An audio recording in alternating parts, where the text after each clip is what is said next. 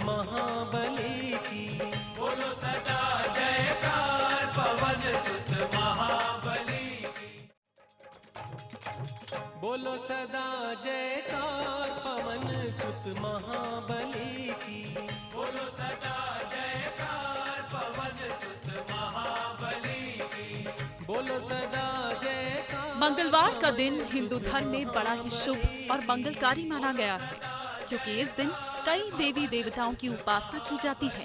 लेकिन आज के दिन खासकर हनुमान जी की उपासना की जाती है, जिनके आगे काल भी नतमस्तक हो जाता है। हनुमान जी को रुद्र यानी शिव का अवतार माना गया है। कहते हैं कि मंगलवार के दिन हनुमान जी के 5 मंत्रों का उच्चारण करने से आपका मंगल दोष भी खत्म हो जाता है। तो अगर आप अपने जीवन में अमंगल को मंगल करने के लिए सभी कोशिशें कर चुके हैं और फिर भी कुछ ठीक नहीं हो पा रहा है, तो आज हम आपको बताएंगे श्री हनुमान जी के 5 मंत्रों को, जिनका जाप करने से आपके सारे अमंगल कार्य मंगल हो जाएंगे। बस आप बने रहिए हमारे साथ और देखते रहिए जय जय बजरंगबली।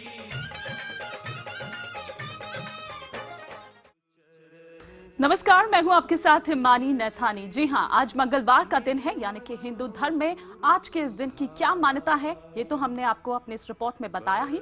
लेकिन आज हम आपको बताएंगे कुछ खास मंत्रों के रहस्यों को भी, जिनका जाप करने मात्र से ही आपके जिस भी कार्य में बाधा आ रखी है वो पूरी हो जाएगी, वो बाधा खत्म हो जाएगी। और ये सब हम जानेंगे विस्तार से, कुछ अहम रहस्यों को जानेंगे, मंत्रों को जानेंगे। ये बताने के लिए हमारे साथ मौजूद हैं देश के जाने माने ज्योतिष आचार्य वैभवनाथ शर्मा जी। आचार्य जी, बहुत बहुत स्वागत है आपका। जय हनुमान। लेकिन इससे पहले कि हम आचार्य जी से यहाँ पर मंत्रों के बारे में जाने, रहस्य के बारे में जाने, या फिर वो मंगल दोष जिसके बारे में हम यहाँ पर बात कर रहे हैं, आचार्य जी ये कहते हैं कि हनुमान जी का अस्तित्व जो है वो श्री राम के बिना नहीं है, मतलब जो उनका अस्तित्व है वो श्री राम की वजह से ही है। जी बिल्कुल, देखिए आपने बहुत अच्छी बात अपने रिपोर्ट में कही कि हनुमान जी को भगवान श्री महादेव का रुद्रा अवतार मानते हैं, अंशावतार यानी 11वां स्वरूप माना जाता है। और हमारे धर्मशास्त्र इस बात का प्रमाण है कि राम काज को संपन्न करने के लिए महादेव शिव ने यह स्वरूप धारण किया था। और भगवान श्री हनुमान को कलयुग में इतनी जो मान्यता प्राप्त हुई है, या यूं कहें कि जन जन के जो कष्ट हरने की शक्ति प्राप्त हुई है, वह भगवान श्री राम और माता सीता की कृपा से प्राप्त हुई है। उत्तर रामायण में ऐसे संदर्भ प्राप्त होते हैं जिसमें यह प्राप्त होता है, ये जानकारी मिलती है कि माता सीता ने हनुमान जी को अपना धर्म पुत्र माना था। और कलयुग में कष्टों को, आम जन के कष्टों को हरने का जो सामर्थ्य है वो उनको भगवान श्री राम और माता सीता की कृपा से ही मिला।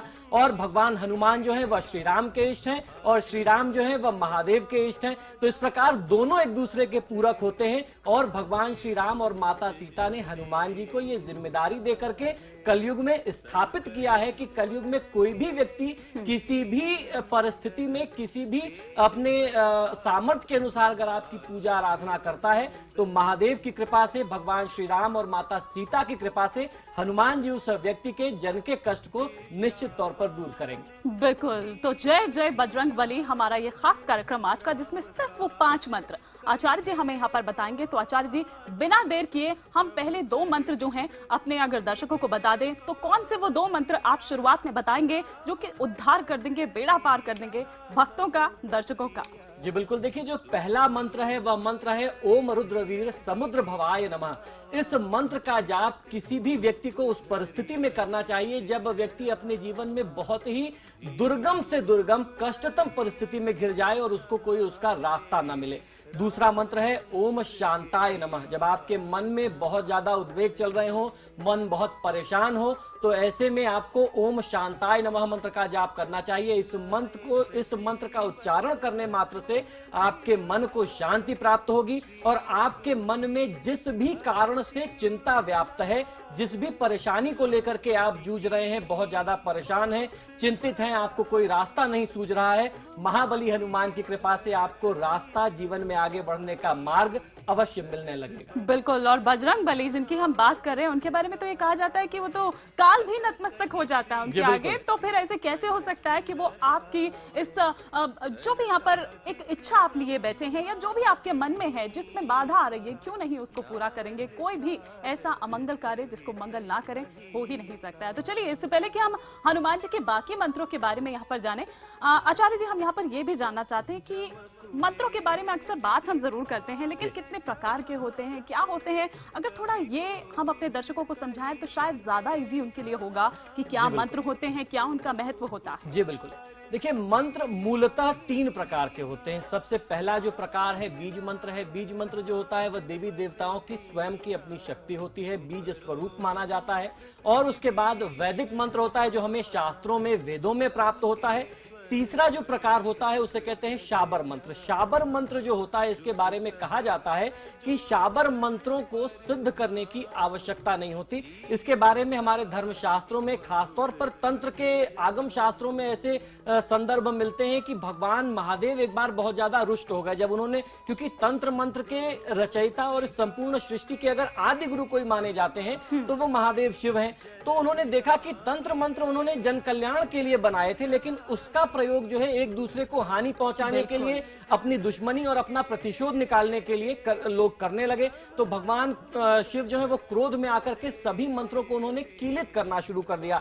इसीलिए आप देखते हैं आज जितने भी तंत्र के प्रयोग हैं सबसे पहले उनका उत्कीलन करना पड़ता है। तो माँ पार्वती ने सोचा कि अगर सभी मंत्र कीलित हो जाएंगे तो फिर आम जन का लाभ कैसे होगा। तो उन्होंने शाबर मंत्र को जो है छुपा लिया, जो भगवान महादेव की दृष्टि के समक्ष नहीं पड़े और कीलित होने से बच गए। इसलिए शाबर मंत्रों के बारे में कहा जाता है कि इसका प्रयोग बहुत ही सावधानी से करना चाहिए। ये स्वयं सिद्ध होते हैं, इनको सिद्ध करने की आवश्यकता नहीं होती। और अगर आपने अनजाने में भी गलत प्रयोग कर लिया तो निश्चित तौर पर लेने के देने भी पड़ सकते हैं। ये बहुत अहम बात जो आपने यहाँ पर बताई है, क्योंकि तंत्र मंत्र की जो यहाँ पर बात हो रही है, वास्तव में आजकल में सुनने में भी यही मिलता है कि एक दूसरे को हानि पहुंचाने के लिए या खुद के किसी यहाँ पर कोई ऐसी महत्वाकांक्षा है, किसी को नुकसान आपको पहुंचाना है, किसी से ईर्ष्या है, तो तब वहां पर देखा जाता है। लेकिन इनका जो प्रयोग है वो बहुत ध्यानपूर्वक करना चाहिए, बहुत ही देख कर करना चाहिए, सोच कर करना चाहिए, क्योंकि कुछ का कुछ हो सकता है, लेने के देने पड़ सकते हैं। लेकिन इसमें भेद कैसे करें? ये जो मंत्र आपने 3 अहम बताए हैं, इसमें भेद कैसे करें?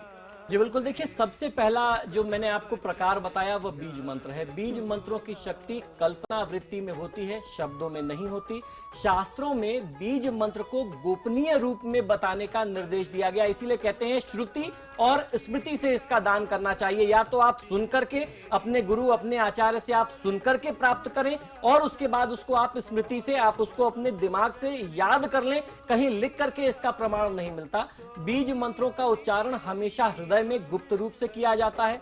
वहीं जब बात आती है वैदिक मंत्रों की, तो वैदिक मंत्र, इन मंत्रों में उच्चारण को संगीत के स्वरों में बांध करके उसकी शक्ति को मृदु बनाया जाता है। वैदिक मंत्रों में भाव पर अधिक ध्यान दिया गया है। जितनी भी रामायण, गीता अथवा अन्य पाठ आदि हैं वे सभी भाव पर आधारित हैं। वैदिक मंत्रों का पाठ अर्थ को समझ करके या भाव बना करके करने से अधिक फलदायी होता है, ऐसा समझना चाहिए। बिल्कुल। और ये कहा भी जाता है हनुमान जी के लिए कि अगर आप हनुमान चालीसा का रोज पाठ करते हैं तो भय नहीं लगता है, क्योंकि ये कहते हैं ना कि जो भी है वो सब दूर भागते हैं। तो फिर क्या विधान है इसे करने का? कुछ ऐसा खास विधान भी आप बताएंगे? जी बिल्कुल। देखिए, हनुमत साधना का सबसे शक्तिशाली माध्यम और सबसे सरल माध्यम जो है वह हनुमान चालीसा को माना जाता है। जो भी व्यक्ति नित्य सुबह प्रातः काल उठ करके और उसके साथ साथ संध्या काल में हनुमान चालीसा का पाठ करता है, उसे कोई भी व्यक्ति बंधक नहीं बना सकता, कोई उसे परेशान या प्रताड़ित नहीं कर सकता, उस पर कारागार इत्यादि का कोई संकट कभी नहीं आता। यदि किसी व्यक्ति को अपने कुकर्मों के कारण कारागार अर्थात जेल की स्थिति में जाना पड़ जाए तो उसे संकल्प लेकर के क्षमा प्रार्थना करनी चाहिए। अपने किए गए पापों के लिए उसे क्षमा मांगनी चाहिए और आगे से कभी भी किसी भी प्रकार के कुकर्म न करने का संकल्प लेते हुए हनुमान चालीसा का नित्य प्रति 108 बार पाठ और जाप करना चाहिए। हनुमान जी की कृपा से जो भी कारागार की स्थिति होगी उससे आप मुक्त हो सकते हैं। और हनुमान चालीसा का जो आपने प्रयोग पूछा, सबसे खास प्रयोग ऐसा हमारे धर्मशास्त्रों में संदर्भ मिलता है कि रात में 10 बजे से लेकर के 12 बजे के समय में पश्चिम मुख खड़े होकर के लाल वस्त्र धारण करके अगर कोई व्यक्ति 108 पाठ 40 दिन तक नियमित करता है हनुमान जी के समक्ष, जीवन में किसी भी प्रकार का संकट हो, जब आपको लगे कि अब हमारे पास कोई रास्ता नहीं बचा है और अब ये एकदम अंतिम समय आ गया है, तो अंतिम समय में ये 40 दिन का प्रयोग कर लेना चाहिए। जीवन में हर प्रकार के बंधन से, हर प्रकार के कष्टों से आपको मुक्ति मिल जाएगी, चाहे वह कोई राजकीय पक्ष से कष्ट हो, आपके जीवन में कोई आर्थिक व्यापारिक कष्ट की स्थिति आई हो, रोग या इस तरीके का कोई शोक हो, उससे भी आपको बहुत अच्छे से लाभ मिल सकता है। बिल्कुल, जैसे वो खुद बजरंग बली है, जैसी ताकत खुद में है, वैसी ही थोड़ी सी पावर आपको भी कहीं ना कहीं देते हैं। और जिस तरीके से आचार्य जी ने लाल रंग की यहाँ पर बात कही, तो वो बहुत ज्यादा प्रिय होता है। और चलिए खैर, लेकिन यहाँ पर बहुत छोटा सा एक जो प्रयोग है, उपाय है, वो आपको आचार्य जी ने कहा है कि अगर आप इसको डेली करते हैं, रूटीन में अपने लाते हैं और इसको पूजा अर्चना करते हैं, कोई बहुत ज्यादा जरूरी भी नहीं है कि आप सुबह शाम करें, अगर एक टाइम भी कर लें, लेकिन श्रद्धा पूर्वक करें तो ज्यादा बेटर होगा। लेकिन आचार्य जी, बजरंग बाण के बारे में आप हमें बताएं कि आखिर बजरंग बाण क्या है? जी बिल्कुल, देखिए बजरंग बाण, बहुत से व्यक्ति अपने कार्य या व्यवहार से लोगों को कष्ट दे देते हैं, जिससे उनके शत्रु बहुत ज्यादा बढ़ जाते हैं। कुछ लोगों को स्पष्ट बोलने की आदत होती है, जिसको हम लोग आम बोलचाल की भाषा में कहते हैं कि मुंह फट है, जिसके कारण उनके गुप्त शत्रु भी बहुत ज्यादा बढ़ते हैं उनके इस व्यवहार, उनकी इस प्रवृत्ति के कारण।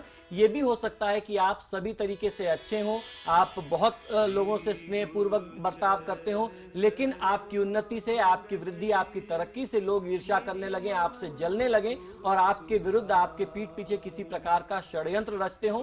तो ऐसे समय में यदि आप सच्चे हैं तो श्री बजरंग बाण आपकी रक्षा करता है और शत्रुओं को दंड देता है। बजरंग बाण के बारे में हमारे धर्मशास्त्रों में यह भी कहा गया है कि इसका प्रयोग यूं ही नहीं करना चाहिए कि आपने एक क्रम बना लिया, बस आपका मन है, आप कर रहे हैं, आपको हनुमान जी की साधना करनी है, आप दूसरे माध्यमों से कर सकते हैं।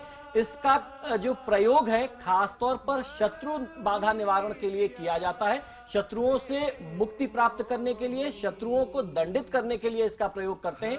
लेकिन इसका पाठ एक ही स्थान पर बैठ करके, अनुष्ठान का संकल्प लेकर के 21 दिनों तक नियमित रूप से करना चाहिए।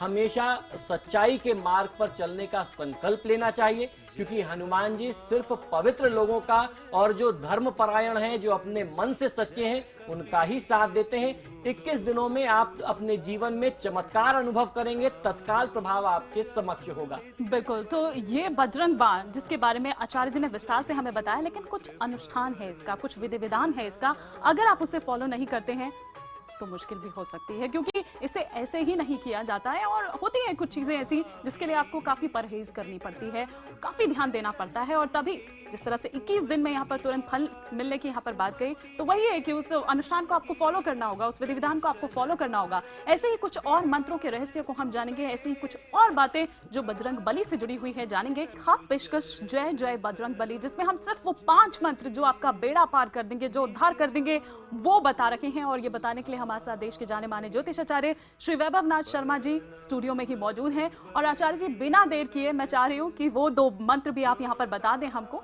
जो हमारे दर्शकों के लिए फायदेमंद है, लाभ कर सकते हैं। जी बिल्कुल, 2 मंत्रों के बारे में हमने चर्चा की, अब मैं आपको बताता हूँ तीसरा मंत्र। यह तीसरा मंत्र है ओम तेजसे नमः। इस मंत्र का जाप करने से यदि आपके अंदर आत्मविश्वास यानी सेल्फ कॉन्फिडेंस की कमी होती है, तो आपको इस मंत्र का जाप करना चाहिए। आप स्वयं अनुभव करेंगे कि बहुत ही कम समय में आपके अंदर आत्मविश्वास पुनः वापस आने लगा है। इसके बाद ओम प्रसन्नात्मने नमः। यह मंत्र खासतौर पर उन लोगों के लिए है जिनके जीवन में दुख का बहुत ज्यादा इस समय अंबार लगा हुआ है, सुख का अभाव है। तो ऐसे में ओम प्रसन्नात्मने नमः मंत्र का उच्चारण करिए। बहुत सारे ऐसे लोग होते हैं कि जीवन में धन ऐश्वर्य सब कुछ है, लेकिन अंदर से जो सुख आना चाहिए, जो संतुष्टि, जो खुशी आनी चाहिए, वह नहीं आ पाती। तो मन से स्वस्थ और प्रसन्न रहने के लिए ओम प्रसन्नात्मने नमः मंत्र का जाप करना नितांत आवश्यक हो जाता है। बिल्कुल, और बहुत छोटे छोटे मंत्र, ऐसा भी कुछ नहीं है कि कुछ बहुत भारी भरकम हो, लेकिन फिर भी आचार्य जी, मंत्रों का जप करते टाइम बहुत लोगों को पता नहीं होता है, तो क्या कुछ नियम भी होते हैं, और अगर होते हैं तो किन नियमों के तहत हमें मंत्रों का जाप करना चाहिए? जी बिल्कुल, ये बहुत आवश्यक है। जब आप मंत्रों का जाप करना चाहते हैं तो मंत्रों के प्रयोग के बारे में, जाप करने की विधि के बारे में आपको जानकारी हो। मंत्र का जाप करते समय मंत्र भाव के अनुरूप और एकाग्र होना चाहिए। भाव आपका इतना गहन हो कि उसमें डूब करके स्वयं की सुध ना रह जाए, ऐसा आपका व्यवहार होना चाहिए। शास्त्रों में मंत्र को 1.25 लाख की संख्या में जाप करने का निर्देश प्राप्त होता है। मन की शुद्धता, समय की शुद्धता, माला का प्रयोग और दीपक आदि का महात्म जो है हमारे धर्मशास्त्रों में बहुत ज्यादा है। तो आपको ध्यान ये रखना है कि जब आप हनुमान जी के लिए मंत्रों का जाप और प्रयोग करना चाहते हैं, हनुमान जी से जुड़े हुए मंत्रों का प्रयोग करना चाहते हैं, तो खास तौर पर आपके लाल वस्त्र, लाल आसन और आपकी जो माला हो वो लाल चंदन की माला हो। पूर्व मुख या उत्तर मुख बैठ करके आप जाप करें, आपको लाभ अवश्य प्राप्त होगा। बिल्कुल, लेकिन क्या महिलाएं भी कर सकती हैं? क्योंकि अक्सर ये कहा जाता है कि महिलाएं जो हैं वो हनुमान जी की पूजा नहीं कर सकती है, ऐसा माना जाता है। तो गृहस्थ जीवन की अगर बात करूं तो गृहस्थ जीवन में इसका लाभ कैसे ले सकते हैं? जी बिल्कुल, देखिए एक आम भ्रांति हमारे आम जनमानस में फैल गई है। भ्रांति यानी एक मिसकंसेप्शन हो गया है कि महिलाएं, कन्याएं या खासतौर पर विवाहित महिलाएं हनुमान जी की पूजा आराधना नहीं कर सकती। ये बात बिल्कुल गलत है। हनुमान जी की पूजा आराधना या हनुमान जी से जुड़े हुए जो मंत्र प्रयोग हैं, खासतौर पर अगर हम सुंदरकांड के प्रयोगों की बारे में बात करते हैं तो हमारे गृहस्थ आश्रम से संबंधित 99% ऐसी समस्याएं हैं जिनमें सुंदरकांड का प्रयोग बहुत ज्यादा लाभकारी और प्रभावशाली है। क्योंकि हनुमान जी बाल ब्रह्मचारी हैं तो महिलाओं का स्पर्श हनुमान जी के लिए वर्जित होता है। हनुमान जी की पूजा महिलाओं के लिए कदापि वर्जित नहीं बताई गई है। हमारे धर्मशास्त्र इस बात के लिए प्रमाणित करते हैं। तो आपको हनुमान जी को स्पर्श नहीं करना है। आप पूजा आराधना शुद्ध मन से, स्वच्छ हृदय से करें, उनका स्पर्श ना करें। और आपके जीवन में किसी भी प्रकार के कष्ट आते हैं, परिवार में, घर में, अगर पूरे परिवार के साथ सुंदरकांड का पाठ किया जाता है तो आपके परिवार में किसी भी प्रकार की समस्या कभी जन्म ले ही नहीं सकती। हमेशा आपका घर जो है मंगल और सुंदर बना रहेगा। सब कुछ मंगल ही मंगल होगा। चलिए, लेकिन जाने से पहले हम एक वो 5वां और आखिरी मंत्र भी यहाँ पर आचार्य जी से फटाफट से जान लेते हैं। आचार्य जी जी बिल्कुल, देखिए ये जो 5वां मंत्र है ओम शूराय नमः। जब आपके अंदर साहस की कमी आ जाए, आपको ऐसा लगता है कि आपको इस जगह पर साहस की आवश्यकता है और आप थोड़ा सा कमजोर पड़ रहे हैं, बल की कमी आ रही है, तो आत्मबल प्राप्त करने के लिए ओम शूराय नमः मंत्र का जाप करना चाहिए। सच्चे हृदय से आप हनुमान जी को अपने हृदय में ध्यान करें, इस मंत्र का जाप और प्रयोग करें। यदि आप अपनी जगह पर सही हैं तो ईश्वर आपका साथ देगा और हनुमान जी आपके साथ खड़े होंगे। आपको किसी भी परिस्थिति में पीछे हटने की आवश्यकता नहीं पड़ेगी और आपके शत्रुओं का भी यूं ही नाश हो जाएगा। आपको ज्यादा कुछ करने की जरूरत नहीं होगी। तो हम उम्मीद करते हैं कि आचार्य जी ने जो भी कुछ बताया है, कुछ ऐसी जानकारियां जो शायद जाननी जरूरी है या कुछ ऐसी भ्रांतियां जो हम अपने इस शो के माध्यम से, अपने इस कार्यक्रम के माध्यम से तोड़ पाए हो। बहुत बहुत शुक्रिया आचार्य जी हमारे साथ जुड़ने के लिए। और तमाम भ्रांतियां, मैं हमेशा ये कहती हूँ, वो हमारे शो के जरिए टूटे तो वो ज्यादा अच्छा है। और इसी के साथ हमारे आज की इस खास पेशकश में फिलहाल इतना ही। नमस्कार। जयकार पवन सुत महाबली